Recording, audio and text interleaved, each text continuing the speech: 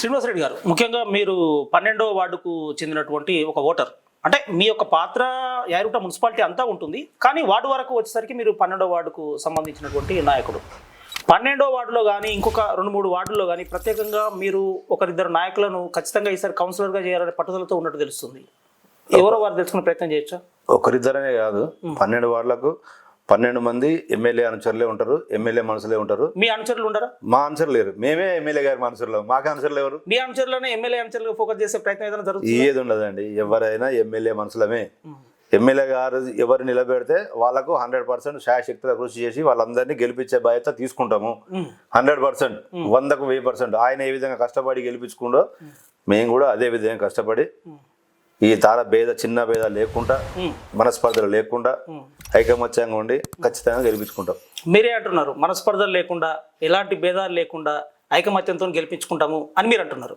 కానీ యాదగిరిగుట్ట టౌన్ కాంగ్రెస్లో లుకలుకలు ఉన్నాయి, నాయకుల మధ్య మనస్పర్ధలు ఉన్నాయి, విభేదాలు ఉన్నాయి అనేటటువంటి ప్రచారం జోరుగా జరుగుతుంది, కాదంటారా?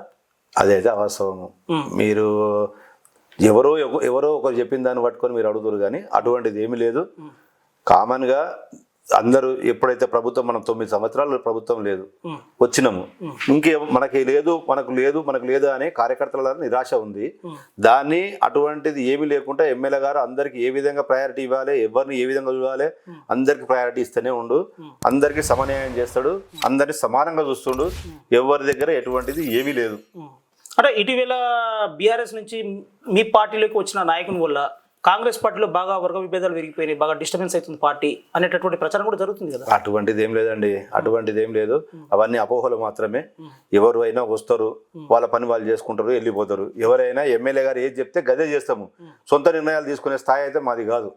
ఎందుకంటే ఎమ్మెల్యే గారు నెలలా మా గుట్టలనే, యాదగిరిగుట్టలనే 20 days ఉంటాడు. 20 daysలో ఎవరు ఏం చేస్తారు, ఎక్కడ తిరుగుతారు, వీళ్ళు ఆ గ్రామ అభివృద్ధి కోసం తిరుగుతురా, వార్డులో తిరుగుతలేరా, జనం కోసం కష్టపడుతురా లేదా, ఏం చేస్తురా అనేది మాకంటే ఎక్కువ ఎమ్మెల్యే గారే పర్యవేక్షణ చేస్తూ అన్ని సరిదిద్దుకుంటూ పోతుండు.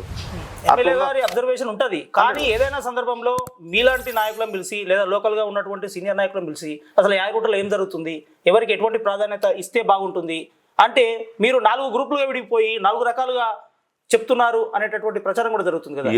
దీనివల్ల ఎమ్మెల్యే గారు ఎటు తేల్చుకోలేని పరిస్థితి ఏర్పడుతుంది కదా. ఏం లేదు, ఎవరు ఎన్ని గ్రూపులుగా విడిపోయినా ఐలన్న గారు కింది స్థాయి నుంచి వచ్చిన ఆయన. ఎవరికి పెడితే విలువ ఉంటుంది, ఎవరిని ఏ విధంగా చూస్తే విలువ ఉంటుంది అనేది తెలిసిన వ్యక్తి.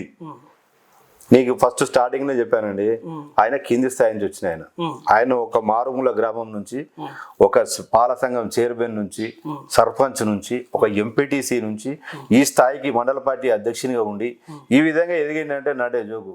అనతి కాలంలోనే ఆయన కష్టంతో ఇంత ఎదిగి జనం ఏం చేస్తున్నారు, గుట్ట ఒక్కటే కాదు కదా, గుట్టలో 12 వార్డులు ఉన్నాయి. 12 వార్డులలో 14,000 జనాభా ఉంది. 14,000 జనాభాల ఎవరు ఏంది అనేది ఆయనకు క్షుణ్ణంగా తెలుసు. ముఖ్యంగా ఇప్పటి నుంచే యాదగిరిగుట్ట మున్సిపాలిటీ చైర్మన్ పదవి కోసం మీ పార్టీలోనే అనేక మంది పోటీ పడుతున్నారు.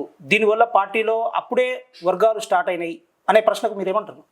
అది తప్పు అంట. నేను అది తప్పు అన్న. ఎవరిని సూచిస్తే వాళ్ళే అవుతారు.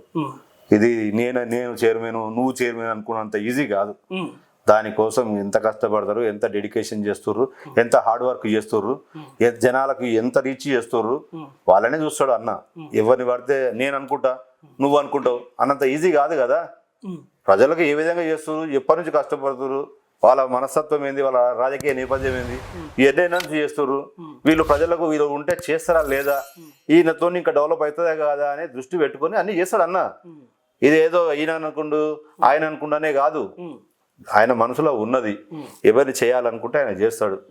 ప్రజల్లో కూడా ప్రజలతో మమేకమై ఉన్న నాయకుడినే చేస్తాడు.